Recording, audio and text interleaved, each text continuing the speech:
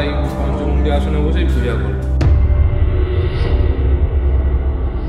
আদিগঙ্গার পারে কয়েকশো বছরের প্রাচীন দক্ষিণ বিষ্ণুপুর শ্মশান। এই শ্মশানেই আগে ভিড় জমাতেন তান্ত্রিক ও সাধকরা। সব সাধনায় বসতেন অনেকেই। এখন শ্মশানে ঢুকলে গা ছমছমে পরিবেশ। প্রায় ৩০০ বছর আগের কথা। প্রাচীন দক্ষিণ বিষ্ণুপুর শ্মশান লাগোয়া জঙ্গলে তান্ত্রিক মণিলাল চক্রবর্তী শুরু করলেন কালী পুজো। স্বপ্নাদেশ পেয়ে টালির চালের মন্দির বানিয়ে দেবীর আরাধনা শুরু করেছিলেন তিনি। যদিও তখন বছরে একবারই পুজো হতো। পরের স্বপ্নে মা কালী নিত্য পুজোর ইচ্ছা প্রকাশ করলে পাকাপাকিভাবে মায়ের মন্দির গড়ে তোলা হয়। তখন ১০৮টি নরমুণ্ড উৎসর্গ করে এই মন্দির বানানো হয়। সামনে ছিল পঞ্চমুণ্ডী আসন।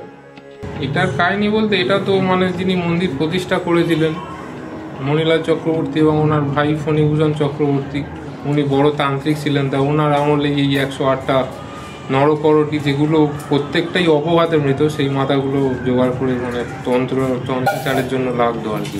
পঞ্চমুণ্ডী আসন আছে এবং আমার দাদাই পঞ্চমুণ্ডী আসনে বসেই পূজা করেন।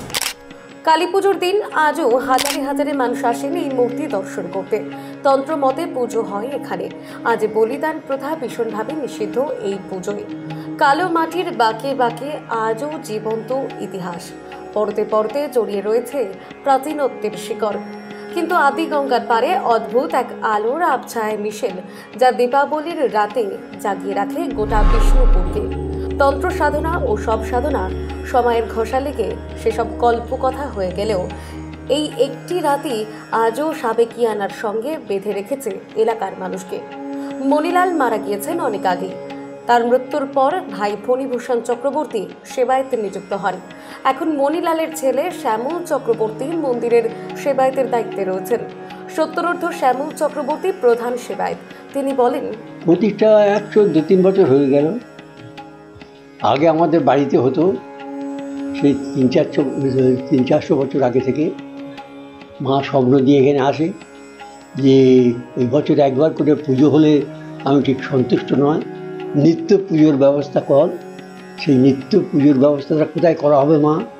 তখন বললো, কেন শ্মশানের স্ত্রী কর, ওটা গঙ্গা মহাপবিত্র, সুতরাং এখানেই কর, এখানে করলে আমি থাকতে পারবো। সেইভাবে এটা প্রতিষ্ঠা করা হয়েছে। Bureau report, timeless ডিপিকশন news.